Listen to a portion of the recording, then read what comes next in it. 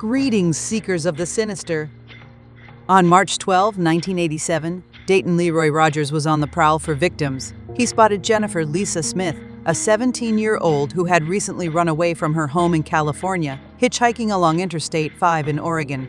Rogers, using his charm and persuasion, convinced Jennifer to get into his vehicle. Rogers drove Jennifer to a remote area near Molalla, Oregon. There, he subjected her to a horrifying and prolonged ordeal. He sexually assaulted, tortured, and eventually killed her. Rogers was known for using his fists and blunt objects to inflict brutal injuries on his victims. After murdering Jennifer, Rogers disposed of her body in the Molalla forest. He left her remains hidden, hoping they would never be discovered. Jennifer's disappearance raised alarm, and law enforcement launched a search operation. Rogers had a criminal history, which put him on the radar of investigators. He had previously served time for attempted murder and was known to be a violent offender. In May 1987, Rogers was arrested for an unrelated offense. During a search of his vehicle, investigators discovered items belonging to Jennifer Lisa Smith, linking him to her disappearance. With mounting evidence against him, Rogers was charged with Jennifer's murder. At his trial in 1989, Rogers was found guilty of the murder of Jennifer Lisa Smith, as well as the murders of several other women he had brutally killed in similar fashion. He was sentenced to death. Dayton Leroy Rogers spent years on death row in Oregon while his case went through numerous appeals. He became known as the Happy Face Killer due to the distinctive smiley face he drew on a prison wall. Dayton Leroy Rogers was born in Moscow, Idaho.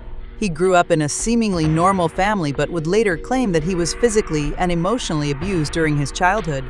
These alleged experiences were cited by him as contributing factors to his later criminal behavior. Rogers' criminal history began to unfold in his late teens. In 1973, at the age of 20, he was convicted of first-degree assault for attacking a young woman with a pipe. He was sentenced to prison but was released on parole in 1979. Rogers' reign of terror began in the mid-1980s when he became a serial killer. He primarily targeted women in the Pacific Northwest, specifically in Oregon. Rogers' modus operandi typically involved picking up female hitchhikers, gaining their trust, and then subjecting them to brutal sexual assault and murder. One of the most chilling crimes attributed to Rogers was the murder of Jennifer Lisa Smith in March 1987. Jennifer, a 17-year-old runaway from California, fell victim to Rogers' charms and was abducted, sexually assaulted, tortured, and ultimately killed.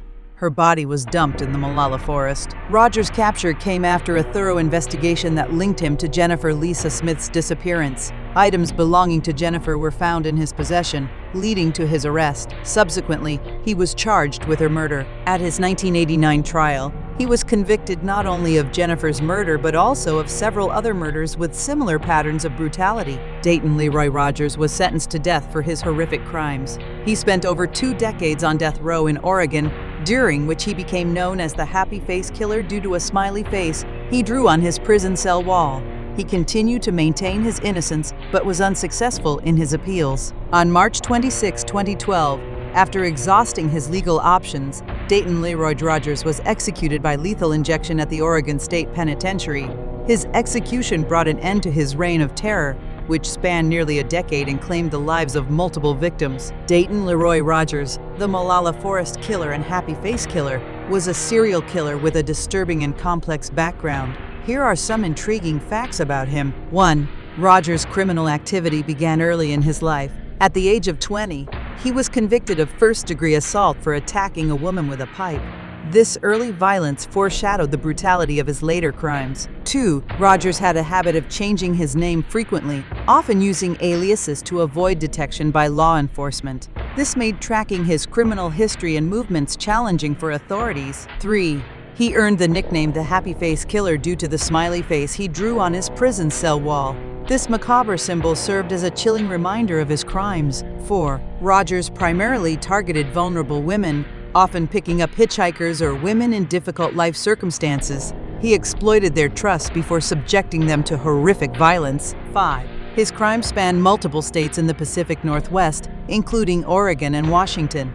This wide geographic range made it difficult for law enforcement agencies to connect his crimes initially. 6. While Rogers was convicted of multiple murders, he claimed to have killed many more women, up to 70 victims according to some sources. However, not all of these claims could be substantiated. 7. Rogers spent years on death row, and his case went through numerous appeals. His insistence on maintaining his innocence despite overwhelming evidence against him added to the complexity of his legal proceedings. 8. After decades of legal battles and multiple delays, Dayton Leroy Rogers was executed on March 26, 2012, by lethal injection in Oregon. 9. Rogers' case played a role in advancing the field of criminal profiling.